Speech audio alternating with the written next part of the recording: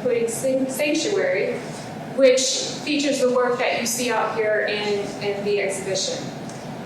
Linda holds a BFA from the University of Colorado and MFA from the University of Denver. Her work has been featured in Smithsonian Magazine, among several others. She's a technology. She's a contributing writer for Lenscratch Online Photography Magazine. And next we have Dornith Doherty. I'm talking fast, I'm trying to get out all the accolades because there are so many and I want to get to the discussion. Dornith is a 2012 Guggenheim Foundation Fellow. She works primarily with photography, video, animations, works on paper, scientific imaging. Her work reflects upon poetic questions about life and time through artworks created at the intersection of art and science. Dornith was born in Houston, right down the road. She received her BA from Rice University and MFA from Yale University. She is a distinguished research professor at the University of North Texas. She has received grants from the Fulbright Foundation, the Japan Foundation, the United States Department of the Interior, many more. She has been an artist in residence at the Museum of Contemporary Art, Toronto, Carey Institute for Ecosystem Studies in Joshua Tree National Park. She received the Honored Educator Award from the Society of Photographic Education, and the Texas Legislature named her 2016 Texas State Artist in 2D. Her work has been featured at institutions including the Aaron Carter Museum of American Art in Fort Worth, the Art Museum of Southeast Texas, the Blue Coat Liverpool, in Liverpool, England, and Centro de Fotografia in Spain. She's in Wales, and PhotoFest Houston, a gallery in Czech Republic, again, many more. Dornith's work is in numerous permanent collections, including the Brand Museum in Denmark, Harvard University, the Federal Reserve Bank in Houston, and her work has been featured in the Harvard Business Review, Hyperallergic, National Geographic, New Yorker. So the list goes on, and I could go on about everyone, but I'll move on to Rashed. Rashed Haq is an artist, scientist, and technologist. He learned photography in the darkroom in Rochester, New York, and was trained as a mathematical physicist, going on to do research in quantum cloaking, quantum computing, and physics of black holes. He then worked in Silicon Valley, developing innovative applications of artificial intelligence, robotics, and advanced analytics. He was nominated for the AI Innovator of the Year Award by AI Business and has published his book Enterprise AI Transformation with Wiley Press. Rashed uses a combination of photography and software algorithms in his artistic practice. He's had over 40 solo and group exhibitions across North America, and his work is in various private and corporate collections. He won the Art and Science Award from Lenscratch, very connected to Ms. Alterwitz. His work is in Compass Photography Award, Oxford University, and received an honorable mention for the Carol Crow Fellowship at the Houston Center of Photography. He is Vice President of Robotics at Cruise, one of the leading autonomous vehicle companies. He has previously served on the AI Advisory Board of the Computing Technology Industry Association and on the board of directors at PhotoFest. A lot of PhotoFest in this room, which is amazing. And last but not least, we have Liz Hickok. Liz is from San Francisco.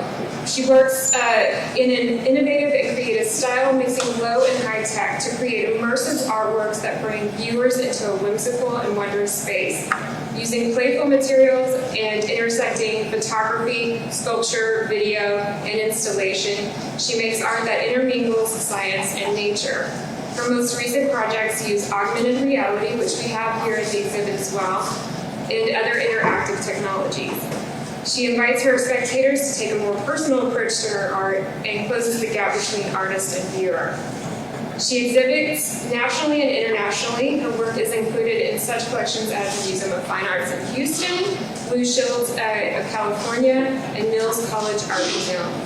Her series, Fugitive Topography, Cityscapes in Jello, doesn't that sound interesting, has received coverage in the New York Times and a feature in CBS's The Early Show and NPR.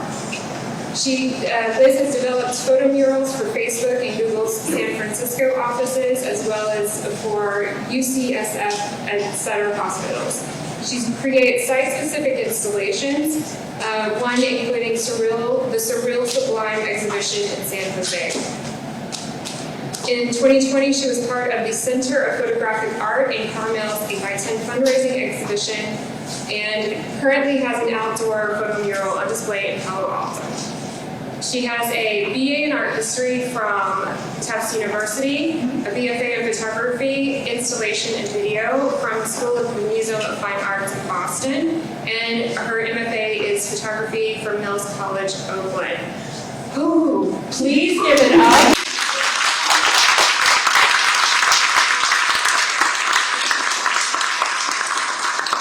I gotta take a sip of water. I mean, just an amazing list of things you guys have done.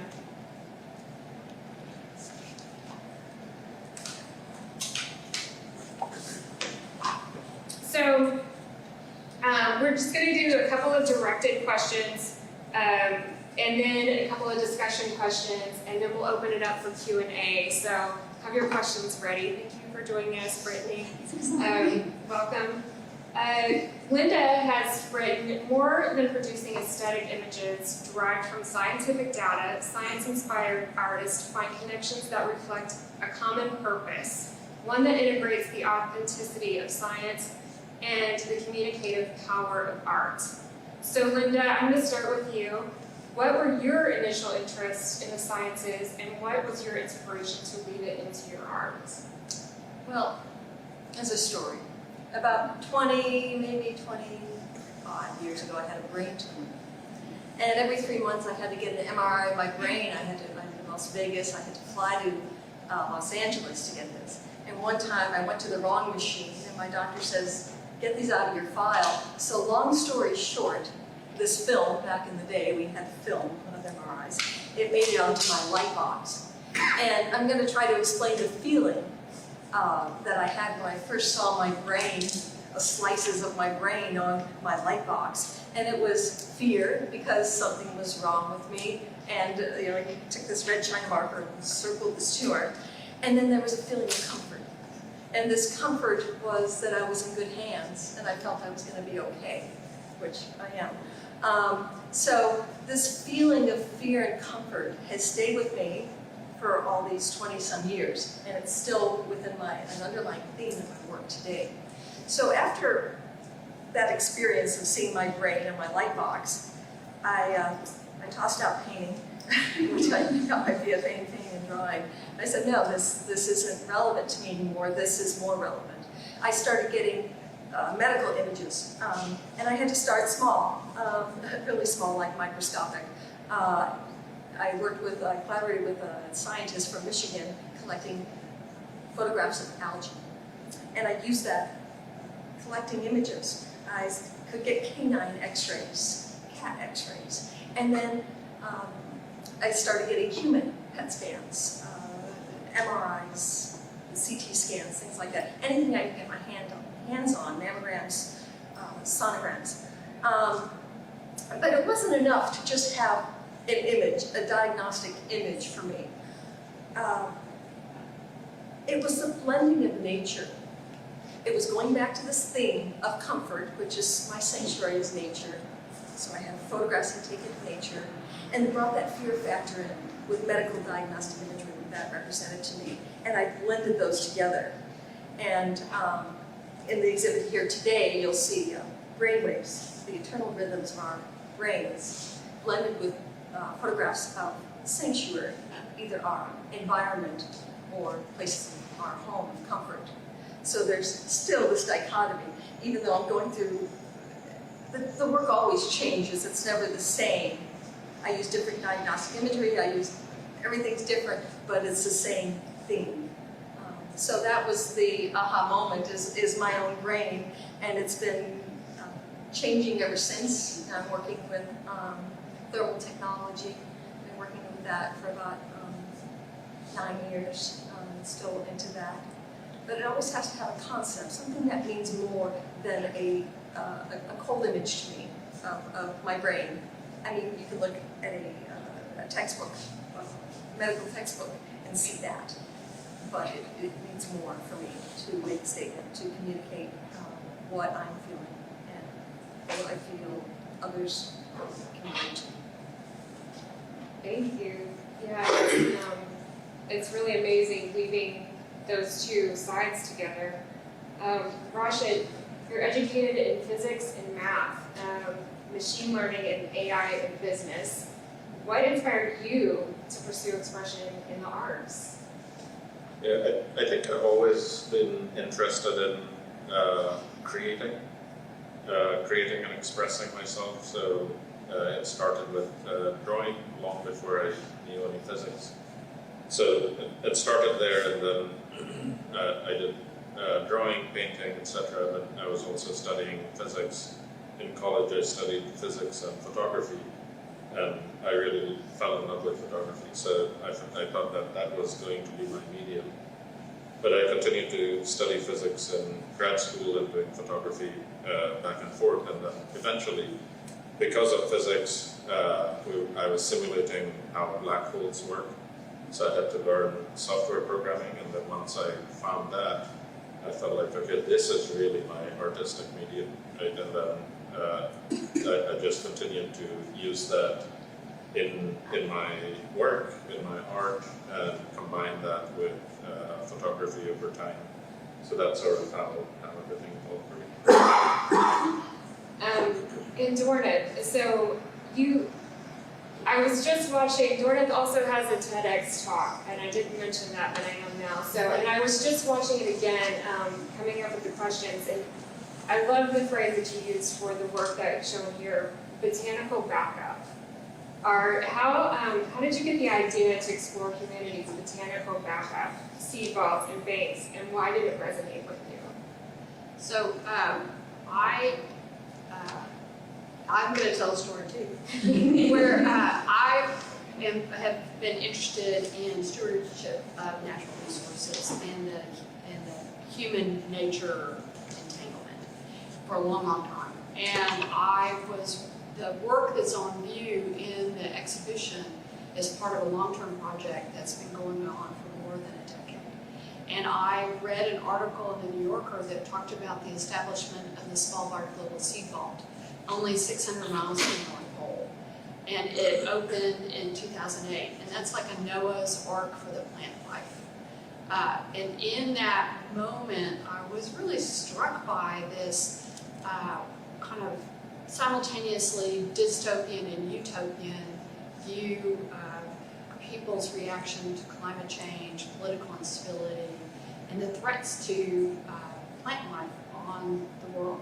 So what I liked about it was that you have nations and scientists and individual volunteers coming together to build the first ever botanical backup system.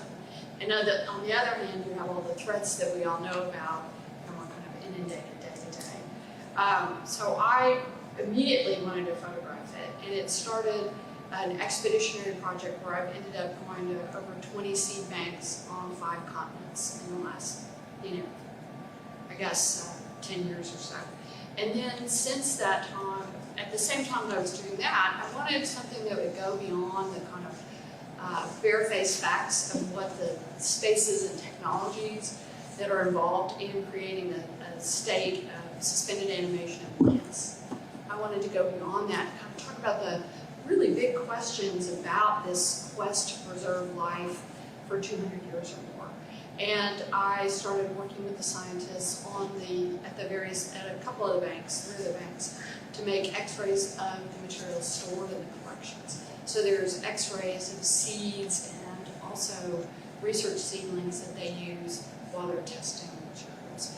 And those are combined into, in this case, lenticular prints are what are on the wall, where they shift in color, and they're still images that continue to change, which for me really speaks to this desire we have to preserve life and to protect it, but the fact that it kind of shimmering color and the changing surface of that really reflects the fact that it's really hard to stop time and look at each of those. So, Thank you. oh, and I should also say that the left-hand side one, there's one that has like 5,000 little tiny squares, and those are all seeds from the seed bank, and that's the number of seeds it takes to save a single species. So it speaks to the scope of the issue that seed banks are trying to address, and the kind of things that they need to do. It's just, yeah, all of you, it's wild phenomenon, all four of you. And so Liz, you work in small scale sculptures using crystals or jello, which grow and disintegrate in cyclical patterns. So did you start with urban cycles of development and deterioration, or did you have the ideas of your art's expressions to communicate something with through underneath the earth? Well, what Brandi's referring to is before the series that's out in the show right now, where I'm making these crazy sort of cityscapes and environments where crystals are growing. Before that, I was doing a similar type of thing, but using jello, which she referred to. And so that one, it grew out of an interest in the built environment first.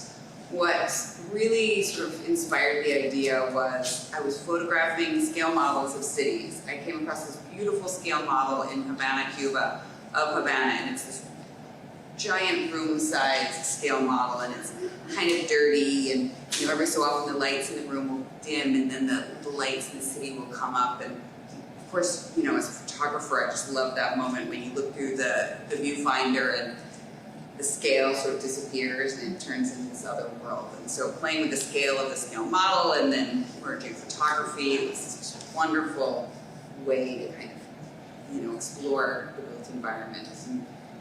And when I went to grad school, so it actually came out of a class, so it's sort of perfect in this environment. The jello emerged from a sculpture class I was taking in grad school, where the teacher asked us to create a sculpture using a material we felt viscerally connected to. And who knew that would end up sort of inspiring this whole long career in many ways. But in addition to the built environment, I love color and light. And I wanted to bring that into my work somehow. I wanted to create my own cityscape, not just photograph ones that other people had created. And so it sort of like percolated in my head for a while. What do I feel viscerally connected to, and how can I bring color and light? And I didn't want to use resins, it's toxic and hard to use, and glass. I didn't have access to glass studio, and honestly, it was like, it just sort of came to me, jello. It had to be jello, and my grandmother made jello salads as a kid. I'm not sure if that was what did it, but it turned out to be such a perfect poetic way to convey cityscapes, and it was so much more evocative, and yet at the same time really simple, of course, easy to use, playful, everyone could kind of identify with it, but yet I live in San Francisco, and it turned out I couldn't have picked a better material to make a cityscape out of. It jiggles, and it gets moldy, and it melts, and it's this beautiful, fragile material that changes, and so it ended up becoming such a perfect, poetic way to express a cityscape. And the work that you see out in the show evolved out of that. It was sort of a continuation. I've always incorporated photography, always been a photographer at heart, so I'll build these sculptural sets, and sometimes the sculptures will be on view as well, and sometimes it'll just be in my studio, and I'll photograph them. But I worked on the jello for a long time, and knew it. I kind of became the jello lady. So when I do Photo Fest, you're the jello lady, yes, So I think, you were asking about was it the material or the cityscapes. It's clearly both, but I'm definitely influenced by material.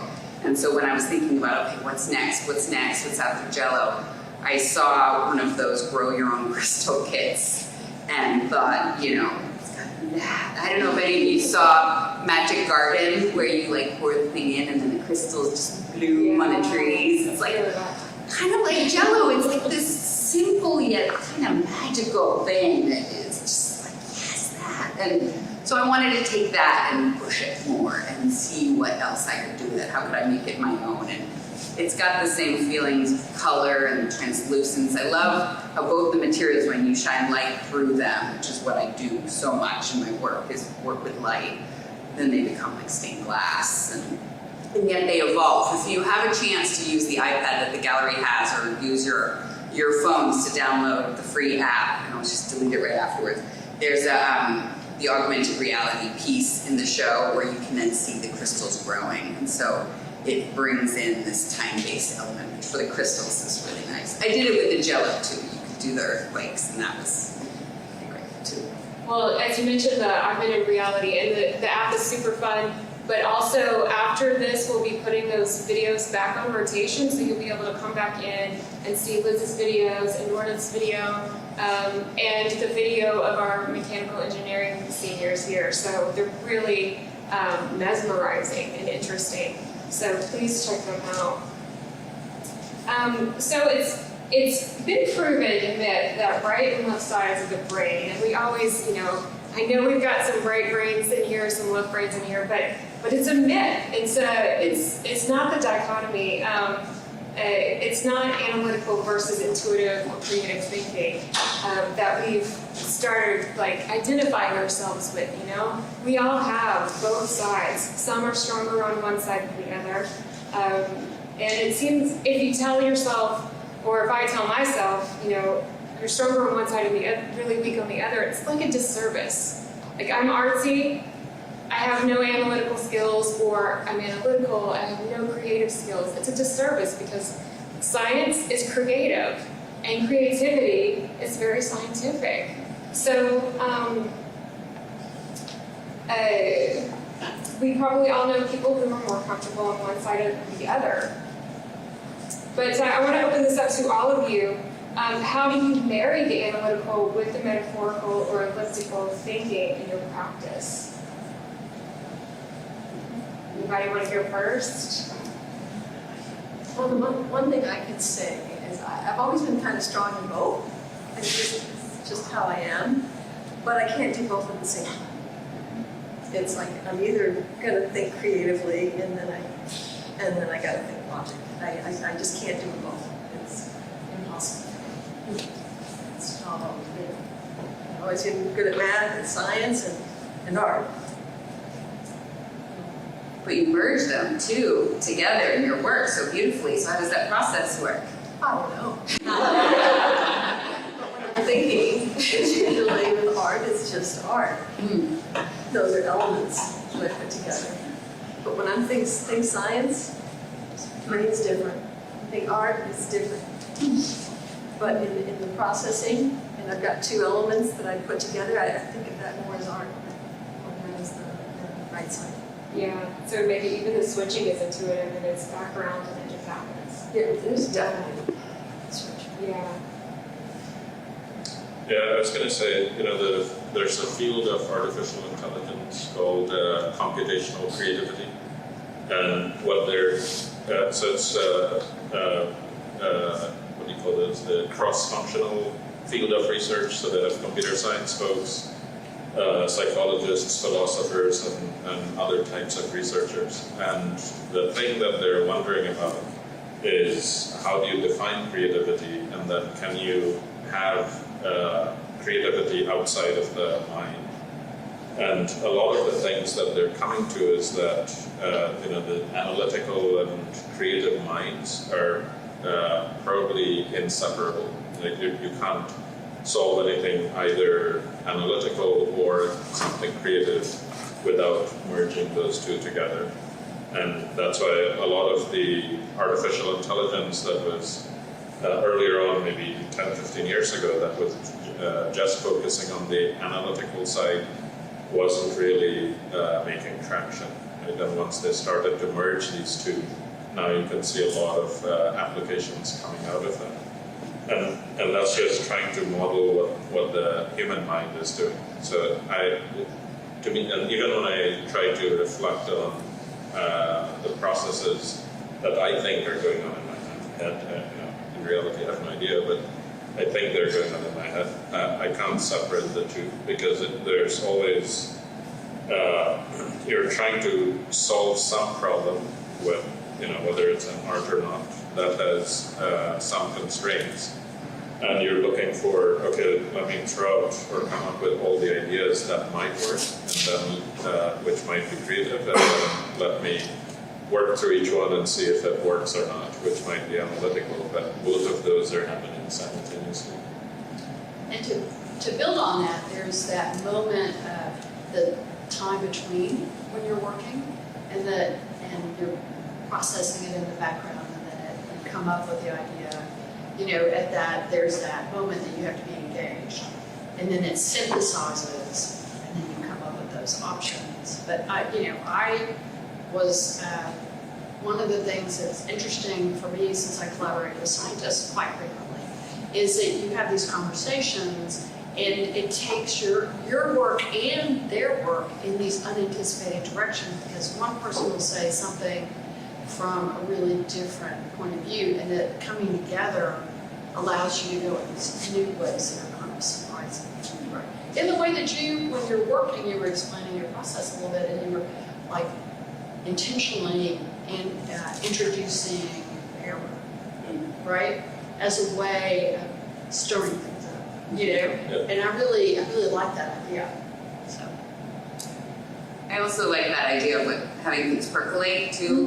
Mm-hmm. I find that I gravitate towards this sort of intuitive process. I'm drawn to something and I'm going to create, I'm going to take pictures, I'm going to go and explore, but then you step back and you let it percolate. It's kind of a switching gears of thinking, okay, now what is this about? Or maybe I'm going to do research, and dive more into it. And I often resist those phases. I don't know about any of you writing artist statements, it's like, no. I just want people to understand it for what it is. But what I've learned over the years, and I learned it back in grad school, is like, okay, I'm going to be forced to write about my work, or I'm going to be forced to research. And I resist, and then when I do it, it's like, it just opens things up in this amazing way. Even just like, I got to do a sort of interview. Linda wrote a piece about my work for Lens Scratch as well. And just that process of being like, okay, I'm going to step back and I'm going to think about what this is about. It strengthens the work, and it's really important. And thinking about diving more into the crystalline structures of my work and where does that come from. Or I was really interested in sort of groundwaters, underground aquifers, and it adds layers of meaning to the work that you just don't have if you're just sort of going on your intuition alone, I think. You hear that, art students? Yeah. So come thesis with friends. Appreciate your writing. Yeah, because it helps you figure out what you're doing. There's people who study the brain. They have functional MRIs, and they'll go into like the tube and say there was a test done with sommeliers, and they waft in the scent of the grapes. And so they have activation fields of the brain. So it actually shows where the brain is working, what side, what specific, area. So that would be really fascinating to think about. Okay, let's think about something artistic, think about something creative, and then think about a math problem. And where is that? I'm sure they've done that. But it's how does that work? Or maybe everything's working all at once. Creative solution to a math problem. Quite interesting. They've done something similar. In 2016, there was a paper published where they did that for mathematicians and writers. And and in that case, what they were trying, it's a little bit different because they were trying to figure out whether mathematics is something that's built off of language. And what they found is it's completely different parts of the brain, but both of those are using creativity in some shape or form. And for mathematicians, the math parts of the brain, when you give them a problem to solve, activate, and it stays activated for about a minute and a half. But for non-mathematicians, it activates and then starts to attenuate it within 10 seconds.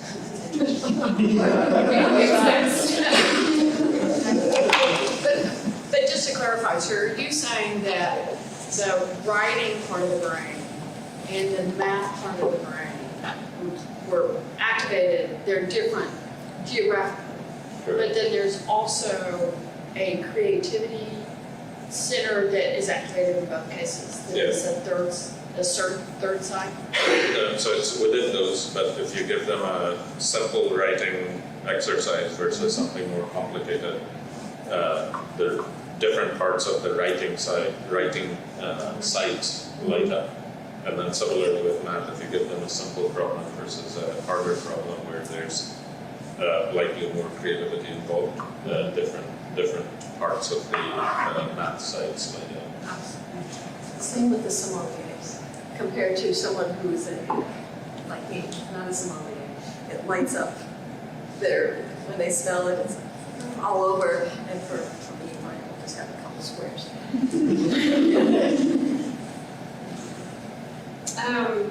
Well, so in both the sciences and the arts, when we explore our curiosities, which I've done as well, I have a little bit of background in radio frequency communications, and then decided to study art again. So, like, just curious in everything. So we explore our curiosities, our questions, our wonderment. We stumble onto fascinating discoveries, our aha moments, eureka. So can either any of you describe a moment when that occurred for you? An aha moment coming out of your curiosity and research? I can talk about a meta aha moment, which is,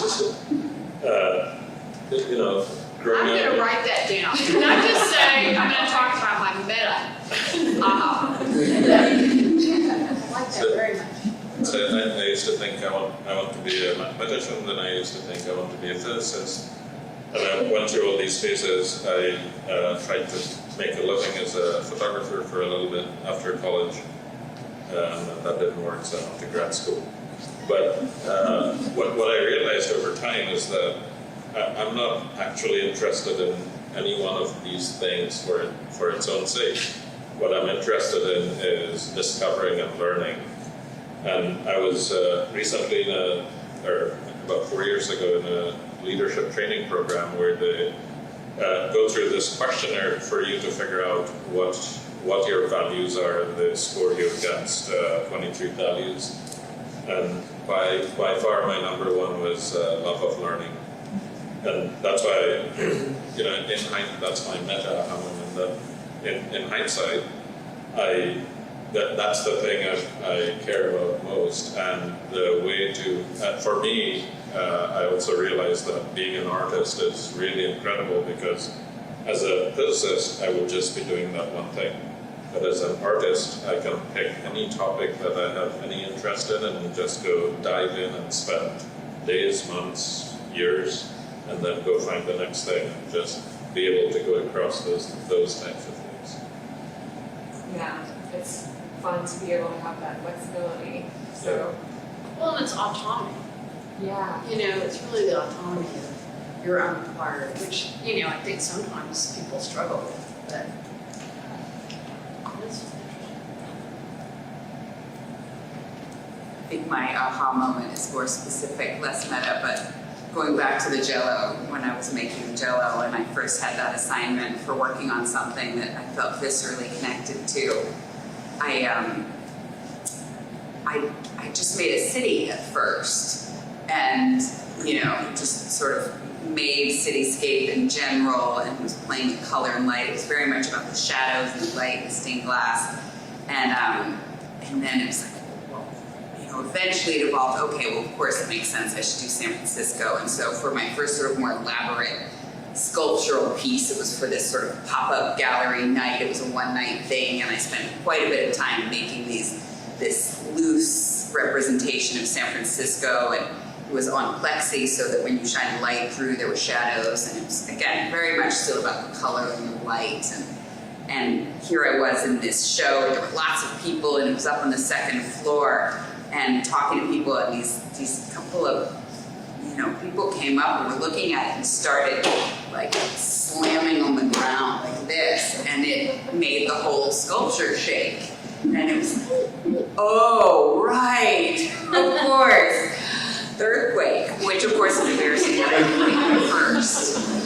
But it was like it all came together, and actually another fun part of that was that everybody was actually invited to eat the sculpture, so by the end of the night the city was gone, so you had to be Godzilla in the middle of an earthquake, and it was so much fun. But realizing, it sort of was an evolution, but realizing how much the Jell-O brought in the issues of liquefaction, so then what if you build the city on the Jell-O, the buildings on top, it represented sort of these tremors of the earth, or what if the buildings are the Jell-O and can they withstand the earthquakes, and it was nice to see all the different audiences that then were brought in. It wasn't just the kids who thought it was amazing, it was architects and urban planners. It was definitely nice, but it all happened this one moment of sort of like stomping on the ground. Well, that's my question for you is how often, I love the videos that y'all, some of you may have seen the videos that she's shown. And I'm wondering how often you show those as sculptures. They have been sculptures, not as much as the Jell-O. I have a lot of events in my studio where people will come. They're very fragile, so they can't travel as much. So photography is a nice way to capture these very impermanent temporal sculptures. But people love seeing the actual sculptures. They're pretty incredible. So I actually did a public art project in Palo Alto about a year and a half ago, where it was this sort of code and art mixing. So it was a lot of people who were doing a lot of really interesting things. And I had two collaborators on the project where we made a big sculpture of a cityscape and flooded it with the crystals and put a 360-degree camera in the middle and sort of enclosed the whole thing so that otherwise you could see us sort of peeking in, you could see everything. And the city the whole sort of cityscape would grow with the crystals, and with either virtual reality or augmented reality, when you watch it, you could look all around, the whole sculpture as the crystals are growing. And so we made an interactive sort of giant projection on sort of an AT&T building outside for 3 nights and projected it. And you could move around on an iPad so that you could choose which part of the city you were seeing. But we also brought the sculpture because it was, only a 40-minute drive, and we sort of encased it in little pieces of the crystals would fall off. It was definitely not permanent, but it really added a whole other element to have the real thing there. Everybody just could connect to it. So you got to have this larger-than-life piece that, you got to be kind of immersed in, and, this tiny little city that we built, and then you got to be surrounded by it. And so it was a really nice mix. So having the sculpture there, too, was wonderful. So I want to do more of that. Same thing with the Jell-O, but I wasn't, I'm always drawn to the photography, so it's an interesting thing to try and work the sculpture. That shifting scale seems like it is, it's fun. Yeah, and with the Jell-O, I had one piece that was intended to sort of get petrified over the course of the exhibit. Pardon. Well, I'd like to. Oh, yeah, I can talk about my aha moment. It's thermography. And I've been doing that since 2013, but a lot since the pandemic. I guess the first time I had the thermal camera and I was with my son, he was in the hot tub, and it was a cold night, and he stood up, and I had the camera and I saw his entire circulatory system light up. I'm going, whoa. That was a moment. Another moment with thermography, right when we started getting our vaccines, when some of us started getting vaccines.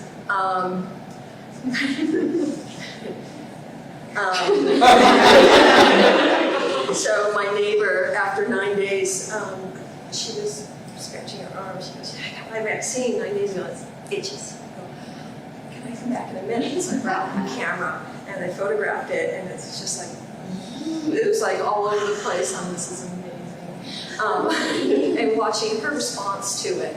And so I've been doing this for since 2021, over 130 participants, up from 20 minutes to up to 30 days after getting the COVID-19 vaccine. And now I'm moving on to different vaccines, monkeypox, and everything else. So it's really the inflammation and our individual responses. And you might ask, well, did you see any trends? No.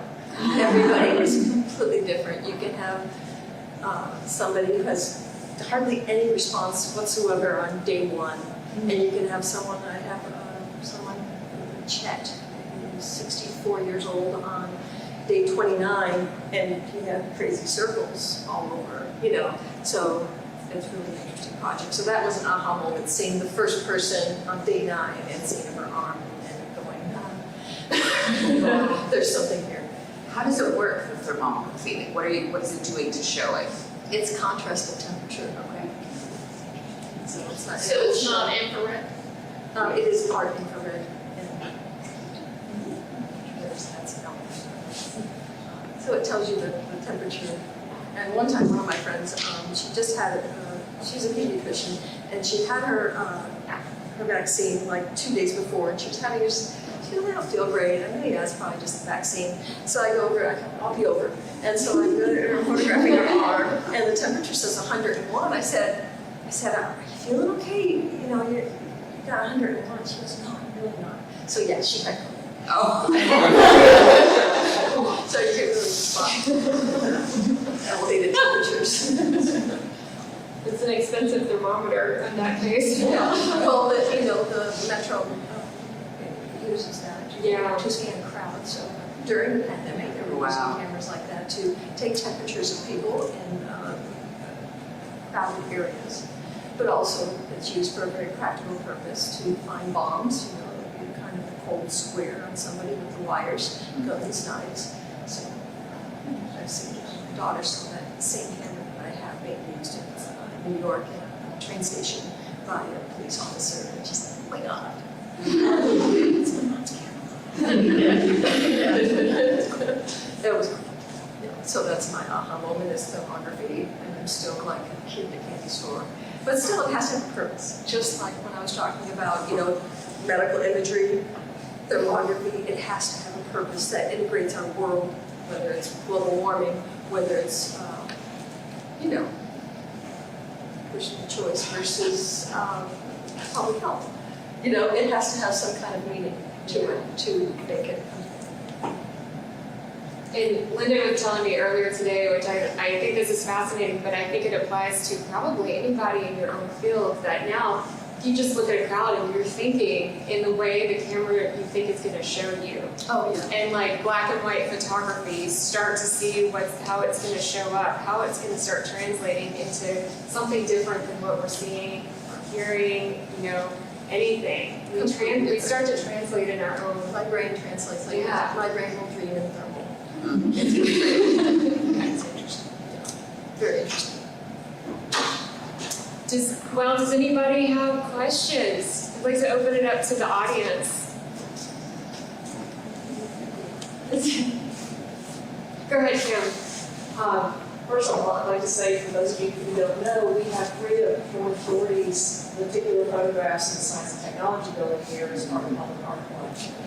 And one of the questions that I get frequently is, what exactly is a particular photograph and how is it made? Talk about process just for a second. Oh, sure. So lenticulars are, the person who invented it got a Nobel Prize. And they're an optical device that is, they're animations where there are 3 images that are stacked on top of each other. And then they're interlaced like early video where they're cut into slices. And then a triangular piece of lenses is placed in direct contact, exactly registered with the slice of the image. So you get one frame of the image as you walk by. In my case, 3. It's a 3-frame animation that's still there. Thank you, Kim. And thanks for supporting my work. Yeah, you guys have to go see those. They're amazing, and it's just more of that story with the sea banks, which I think is just a fascinating story and phenomenon. Brittany, you have something? Yeah, I did. Okay, so I know in yours you have in your exhibition you have like the brainwaves on the front. So when we were talking earlier about seeing, doing something or whatever, seeing different parts of the brain light up, do those brainwaves, were they from something specific, or do you know? These were taken from medical research papers of distressed brains. So I think it really had to be a distressed brain to go against that dichotomy of sanctuary. I needed represents to me what mankind is doing to our environment, to our sanctuaries, whether it's our choice or the consequences. So yes, it's distressed brains a lot. Very exciting. Yeah. So the thermal vaccine photographs, have you exhibited those? Or those? I have an exhibition coming up in March of 2023 at the Dishman Art Museum in University of Nevada, and I have a book coming out. Oh, great. It has such fascinating implications, for the whole politicized context around vaccines. It's we have been so divided about it. And it's on my website, and I know Brandi's got cards that she can hand out to anybody with images on it if you're interested in seeing. So, Yeah, those cards are on the front desk if anybody wants to see a lot of those. They're amazing. Yeah, the shots and seeing how that flows through the arm and the body. And we're actually going to have a healthcare professional in the gallery giving COVID-19 vaccines. I don't know what vaccine will be at that point in March. We don't know.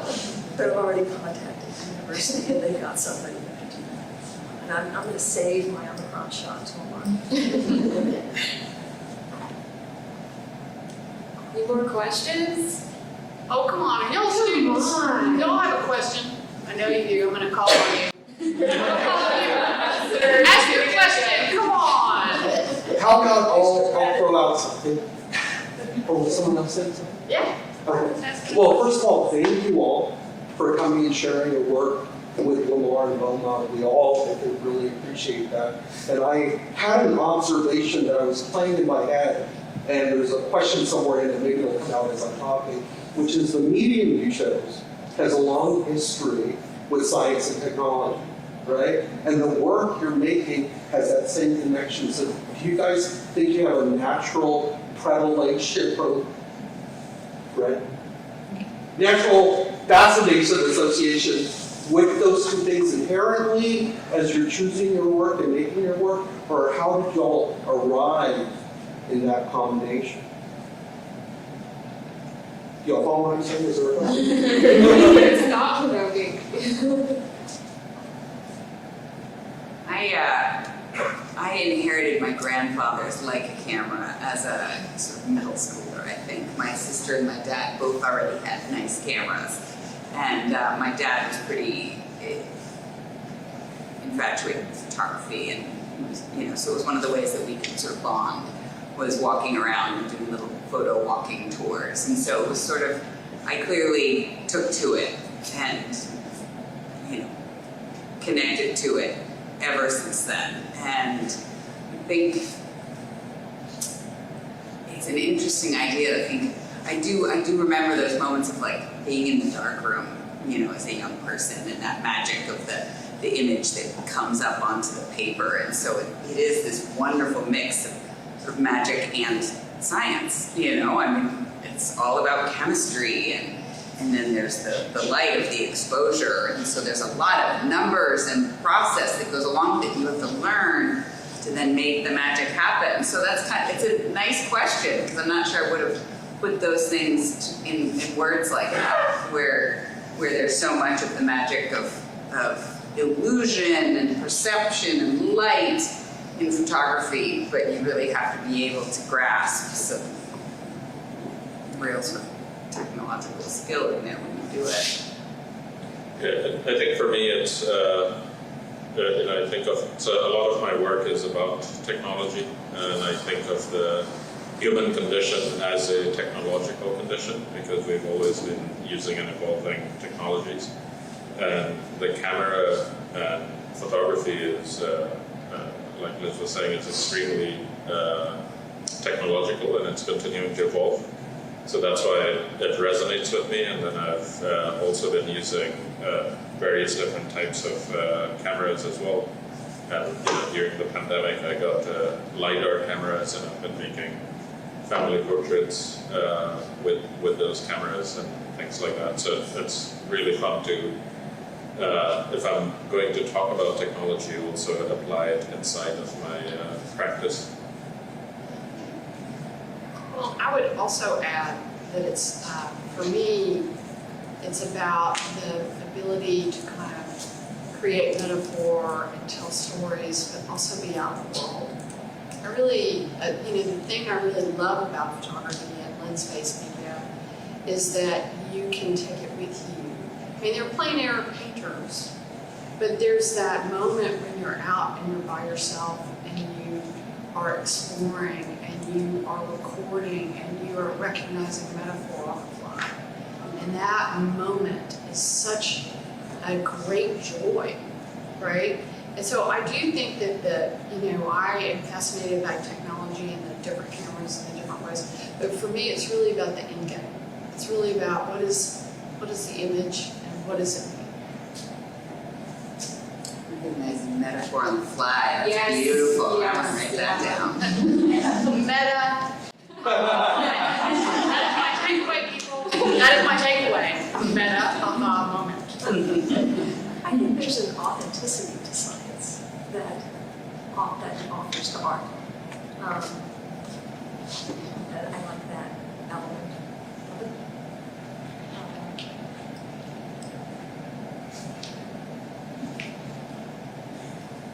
All right, who was prepped? I actually had a question about the,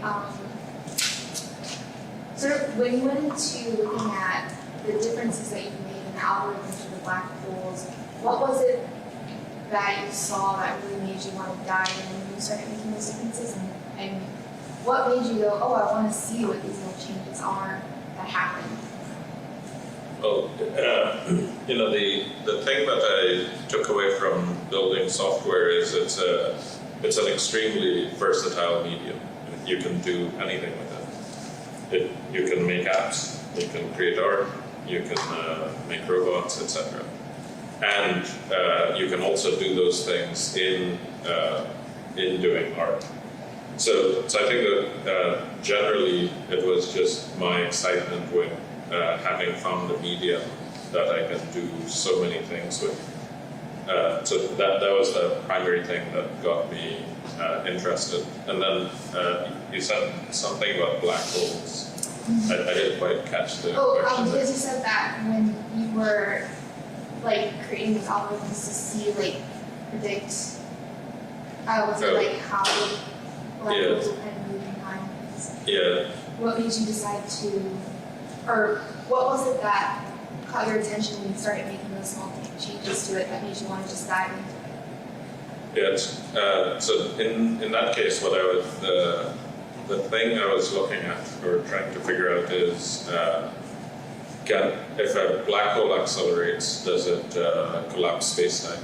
And then you can't solve it analytically, or at least I didn't know how to. So I wrote software to solve Einstein's equations, and in that process, the answer is no, it doesn't collapse spacetime.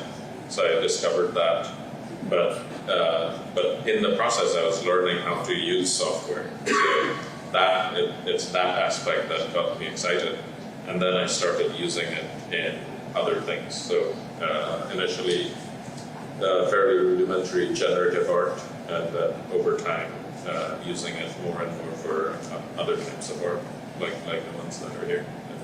Will you actually expand on the ones that are here? Like, what are you doing? What are you using to Yeah, I think create those? Talk a little bit about these ones. So the idea behind this is that, more and more a lot of our interactions are mediated through some kind of digital interface, whether it's between people or, when you apply for jobs, a algorithm is looking at resumes and saying yes, no, same with loan applications, etc.